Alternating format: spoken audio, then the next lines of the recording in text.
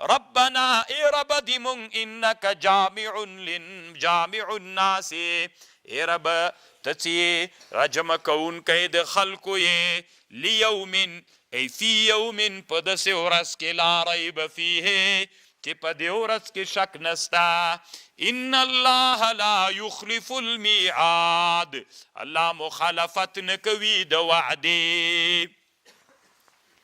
طالبانو یو خل په وعد کې ده یو خل په وعید کې ده. لږ طالبانو خبر واورئ په دې باندې یوه ښه مسئله بنا ده. خل په وعده کې چا سره دې وعده وکړه وعده خلافي دا ناروا ده. نو الله عز وجل په وعده کې وعده خو د خیر وي که نه یو وعده یو وعید د طالبانو که چا سره الله عز وجل چې کله وعده وکړله مثلا مسلمانانو سره د جنت و د مغفرت وعده وکړله نو دا وعده کې الله مخالفت نه کوي. خل په وعده کې څوک ده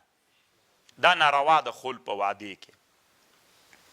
او یو خل په وعید کې ده. وعید دا معنا چې چاته د شر هغه کوي د خیر نه که چیرته د ایمان را نه وړ جهنم ته دې بیایم دا وعید ده. نو خل په وعید کې څنګه ده؟ نو خل په وعید کې طالبانو یو د موږ او د تاسې په حق کې ده یو د الله په حق کې ده. موږ او تاسې کې طالبانو د وعدې خلاف ښه کار نه ده خو د وعید خلاف ښه کار ده. بادشاه پکار ده طالبانو یو چاته بادشاه پکار دی وي زه به تا سره ګورم قسم په الله باندې چې پوستکی درنه ونه باسم که دې پرېږده. نو وایي طالبانو بادشاه ته لاس تړلی وروسته چې ور یې وسته بادشاه ویلې چې اوس یې ووهي ښه د طالبانو که عپ وکړي که نه وي زر روزه د عپ هم یې کړې خلک ټول ترنه خوشحاله سي. یو خل په وعید کې ده دا ښه کار ده یو خل په وعد کې ده دا طالبانو ښه کار نه ده. نو د الله عز وجل په حق کې خل په وعده کې خو الله نه کوي خو خل په وعید کې علما وی د الله په حق کې نعوذ بالله الله مکذب راځي. هلته وعید کړی ده چې دا خلک به زه جهنم ته نه باسم دوی ته به زه عذاب ورکوم. نو اوس چې دوی مړه سي عذاب ورنه کي نو نعوذ بالله الله دروغجن سو. نو خل په وعید کې د الله په حق کې نه ده جایز. نو طالبانو ورونو علی قاری رحمه الله یو کتاب جوړ کړی القول السدید په مسئله د خلف د وعید کې. علی قاریم قربان سم طالبانو بلې خواته تللی ده. لنډه خبر د شامی رحمه الله ده. شامی رحمه الله ځکه هغه کتاب د علی قاری ما کتلی طالبانو هغه تبتزاني نه متاثر شوی طالبانو هغه رای مختاره کړې. دلته په احنافو کې چې چا ډېره ښه خبر کړي درته کوم. اوس طالبانو دې مسئلې باندې یو مسئله بنا ده. تاسو وینو څه دې کوله موږ روح الماني لیکلی که نه ځکه مې کوله خو مې نه درته خو بیا مې یوه ښه خبر ترنه را مستنبته کېږي په هغه باندې مو پوی کوم. طالبانو داسې دعا کول الله پاکه د دنیا ټولو مسلمانانو ته بښنه وکړو ټول جنت ته ننباسه دا دعا څنګه ده که نه دنیا ټولو مسلمانانو ته الله بښنه وکړو جنت ته یې ننباسه دا دعا طالبانو په خلف د وعید باندې بنا ده. اوس طالبانو الله به ټول انسانان جنت ته ننباسي او بښنه به ورته کوي دوزخ ته به بیخي ننباسي. ټول انسانانو ته طالبانو الله بښنه کوي که یو څه مسلمانان به جهنم ته هم ننباسي. ای الله پاکه ټولو مسلمانانو ته بښنه وکړه. داسې دعا کول څنګه ده؟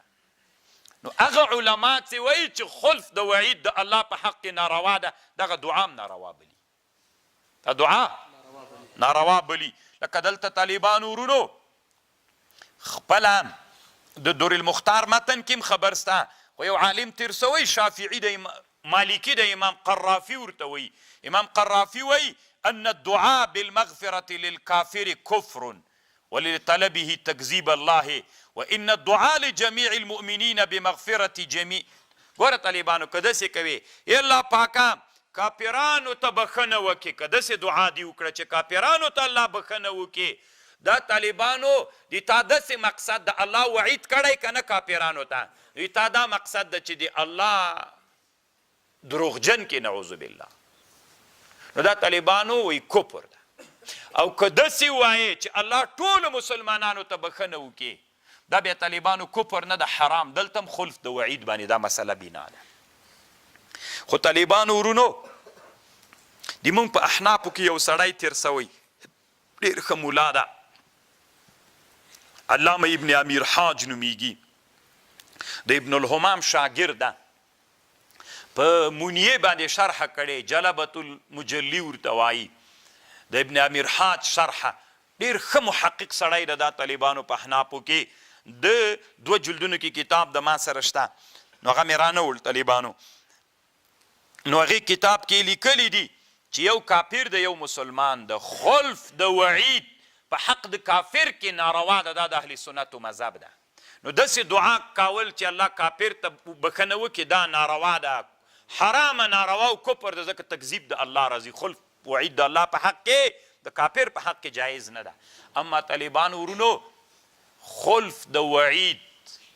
په حق د مسلمان کې بیا جایز ده ځکه هلته نصوص متعارض راغلی دي ډیر نصوص داسې راغلی دي چې الله عز وجل مسلمان ته ګناهو ټولو مسلمانانو ته ګناهونه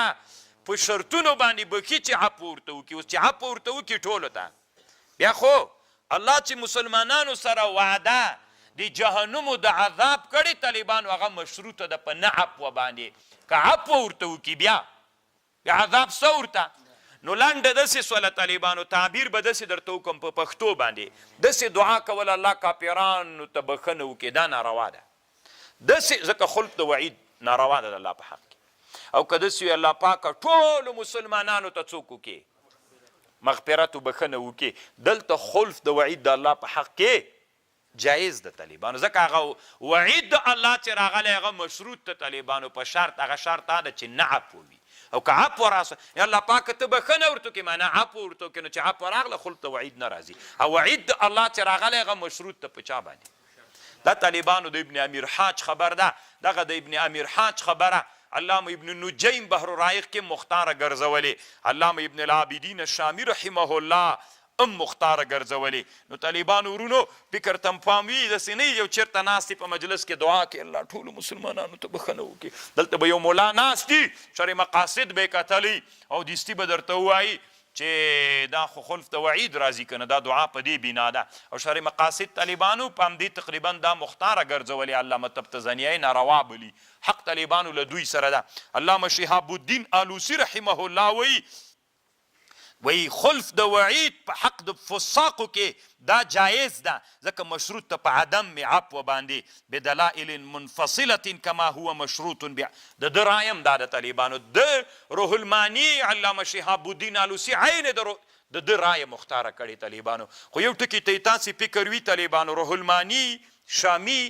مجدد الفسانی دا ټول طالبانو د سیدیو مسلک خلق دی خپل منځ کې یو بل ته ډېر احترام لري روح المانی په تصوف کې چې د چا نه نقل کوي د مجدد الفسانی نه ډېر نقل کوي د مکتوبات سره طالبانو امام ربانی د ده نه نقل کوي او په فقه کې طالبانو چې کله جای راسي د شامی نه نقل کوي نو ځکه دا داسې نږدې سره تیر سوي دي او محقق په تفسیر کې دی محقق ده په فقه کې شامی ډېر محقق ده او په علم د تزکیه د نفس کې طالبانو مجدد الفسانی رحمه الله ځکه هغه ته الله بیخي ډېر لوی علمیت ورکړی ده بیا کله دغه کتاب هم درته راوړم یو چېرته چې خبر د نقل تېر نه کوو بیا به هم زه پې پوه کړم خو د ما طرف کې ډېر نقلونه نه تېر نه کوي هغه دویم طرف کې ډېر نقلونه تېر نه کوي نو پوه شولئ طالبانو خلف د وعید په حق د مسلمان فاسق کې جایز ده ځکه مسلمان فاسق سره الله چې وعید ورته کړی هغه مشروط ته په عدم عفو باندې نو ته الله ته وایي چې الله عفو ورته وکړه نو چې الله عفو ورته وکړله اتې بیا خلف په وعید کې هغلته خو وعید مشروطو طالبانو که عفو ونه سوله زه بیا تاسو ته جهنم در کوم که عفو وسوله نو عفو چې د تا په دعا باندې لاړله که نه هېڅ خبره نشته ده دا د علامه شهاب الدین آلوسی رحمه الله رایم ده چې خو په خبر پوهېږئ طالبانو ورونو کله کله سړی داسې ملیانو سره مخ سي که نه دا بعضې سپین ملیان چې کله دعا کوي وي د الحمدلله الذي اطعمنا و اطعمنا د دې منځ کې څه فرق ده دوی فکر کوي چې دا ځوانان ملیان لکه چې دا نه ده زده سړي موږ دومره کاته ورننوتلي یو که نه چې په نورو خبرو لا پوهېږو دی دا خو دا خو بیچارهګان دوی فکر کوي چې دا نس الله دې په دوی رحم وکړي